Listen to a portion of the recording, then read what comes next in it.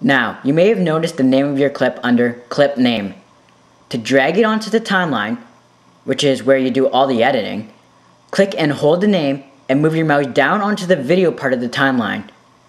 You can play the clip or your whole movie by clicking the play button on the side. So, let's start editing.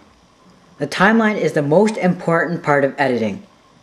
You can switch between the storyboard and timeline, but the timeline is easier to manage and less confusing.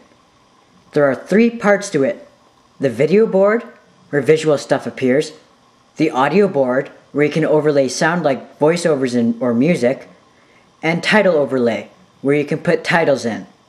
We will mostly be working with the video part of the timeline. See the magnifying glasses?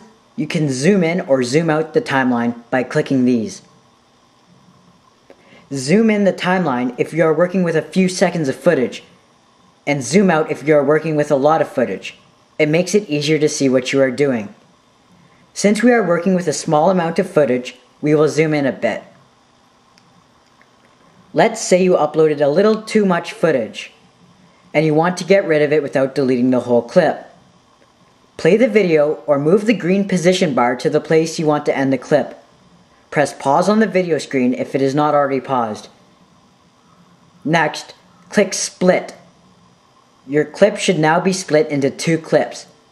To get rid of the clip you don't want, right-click on it, then press Remove.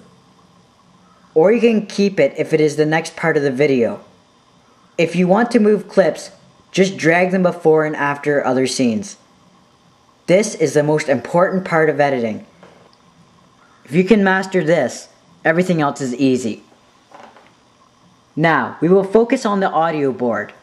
Let's say you want to overlay sound. If it's music, you can drag your song of choice from iTunes and place it on the soundboard. Of course, you're going to have to split the song and delete parts if you want it to fit your video. If it's sound, like a voiceover, upload footage like you normally would, then drag it onto the soundboard. You can take any footage you have and put it on the soundboard, but the visual part will be gone. Of course, you're going to have to split the song and delete parts if you want it to fit your video.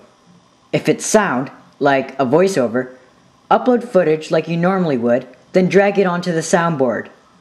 You can take any footage you have and put it on the soundboard, but the visual part will be gone. It is important to do all sound editing after you've done your video editing.